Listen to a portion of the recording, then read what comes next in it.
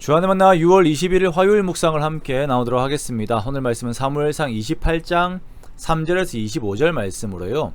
내쫓은 것에서 의미를 찾으려 하다라고 하는 제목으로 함께 묵상을 나누도록 하겠습니다.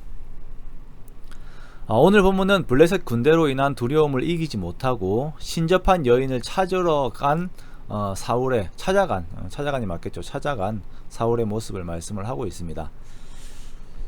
우리가 밤늦게 배가 고파서 야식을 찾다가 그 배고픔의 유혹을 이기지 못하여서 어제 버린 음식물 쓰레기를 찾아서 먹는다면 그만큼 비참한 일은 없을 것입니다.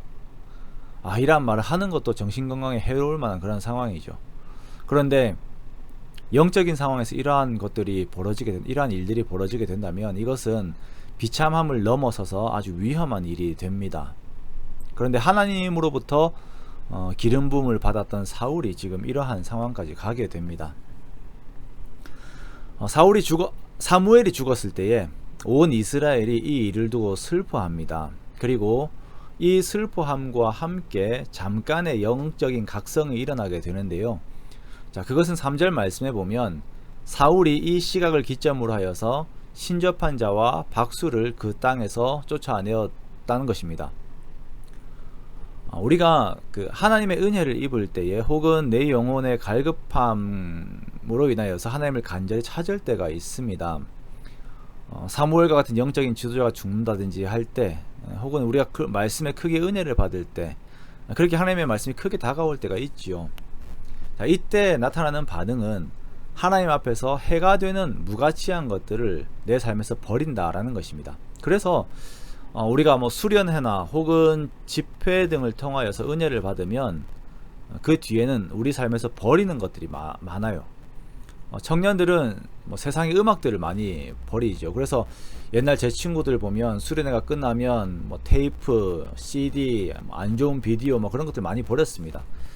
요즘 세대는 지우겠죠. 이런 것들을 버리게 되는 것은 이것들의 무가치함과 해로움을 하나님 앞에서 깨닫게 되기 때문이고, 내가 하나님만 바라고 놓지 않겠다라고 하는 의지를 내가 발현하는 것입니다. 그러나 문제는 삶에서 또다시 공허함과 두려움 같은 것들이 밀려올 때에 내가 버린 것들, 내 삶에서 내쫓은 것들을 다시 불러온다라는 것이에요. 잠언과 베드로 후서에서는 이러한 행위들을 두고 개가 그 토한 것을 다시 먹는 것과 같다라고 표현합니다. 그만큼 좋지 않은 부끄러운 태도예요.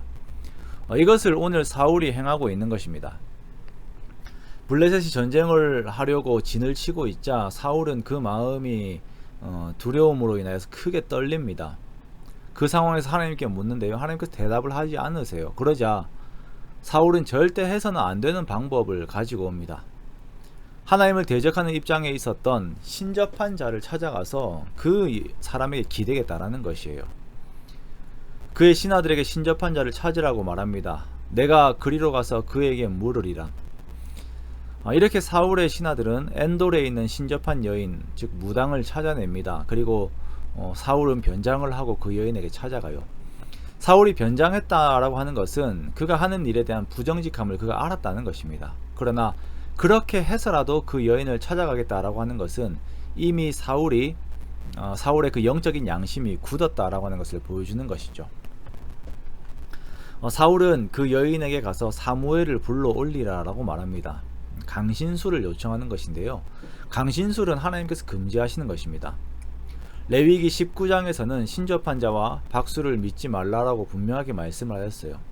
죽이라고 말씀하십니다. 왜냐하면 하나님께서 만드신 세계관 안에서 죽은 자의 영혼이 두 세계를 교류하는 일은 없기 때문입니다. 이 질서를 올바로 세우지 않으면 죽은 자의 영혼인 것처럼 위장하여서 사람들을 기만하는 마귀의 장난에 모두 당하여서 하나님 나라의 질서 안에서 하나님의 뜻을 이루며 살아야 하는 그 사람들의 삶이 망가지기 때문에 하나님께서 이것을 금하시는 것이에요. 그러나 사울은 이러한 하나님의 의도와 이 말씀을 무시하고 강신술을 요청합니다. 그리고 그의 앞에는 사무엘의 모습으로 위장한 악령이 등장하게 되어요. 엔돌의 여인은 사울의 요청에 의해서 사무엘을 불러 올립니다. 무엇이 보이냐라고 하는 사울의 물음에 겉옷을 입은 한 노인이 보인다라고까지 말을 해요. 사무엘이라고 말하지 않습니다. 그런데 사울은 이 상황에서 그 말만 듣고 엎드립니다. 사무엘이 살아있을 때는 이러한 태도를 보이지 않았다가 이 귀신 노름 앞에서 그런 행동을 보여요. 그 다급한 마음, 하나님을 떠나서 텅텅 비어버린 그의 마음이 귀신의 노름 앞에 엎드려버리는 그 비참함을 보이고 있는 것입니다. 사울이 이 영의 모습을 보지 못했을 것입니다. 일반 강신술하는 무당들이 하는 것처럼 이 여인이 말을 하고 사무엘인 것처럼 말을 하고, 사울은 이 여인의 입에서 나오는 말이 사무엘의 말이라고 생각하고 그 앞에 엎드려 있는 것이에요. 이 마귀에게서 의뢰 마귀들이 하는 것처럼 정죄와 저주의 말을 계속 듣게 됩니다. 그리고 사울은 그 마음이 완전히 무너지게 돼요. 어쩌면 하나님께 나아갈 수 있는 마지막 기회였는데 마지막까지 하나님을 의지하지 않았던 사울의 말로를 보게 됩니다. 이러한 사울의 모습을 보면서 우리의 신앙생활이 이러한 모습의 반복은 아닌지 다시 돌아봅니다. 하나님 앞에서 돌이켜 각성하였다가 내가 힘들면 버린 것들을 다시 찾아요. 그런데 그것들은 과거에 내가 이미 한번 버린 것이기 때문에 그것에서 더 특별한 의미를 찾지 못하죠. 그러면 어떻게 되냐면 더 심한 죄악들을 찾게 됩니다.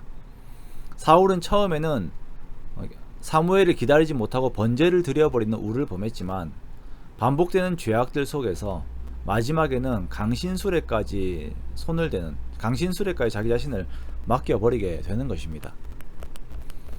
우리가 이러한 반복되는 죄가 우리의 신앙 속에 계속적으로 다시 들어오는 것을 우리가 주의해야 할 것입니다. 절대 그 똑같은 수준에서 반복되지 않고 더 심한 것을 찾게 됩니다.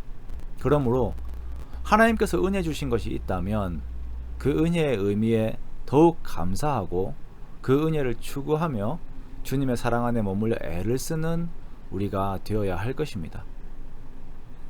너무나도 안타까운 사울의 모습을 우리가 반면 교사로 삼으면서 오늘 나에게 머물러 있는 하나님의 은혜에 더욱 감사하고 더욱 하나님께 가까이 머무는 그러한 저와 여러분의 복된 삶이 되시기를 주님의 이름으로 축원합니다.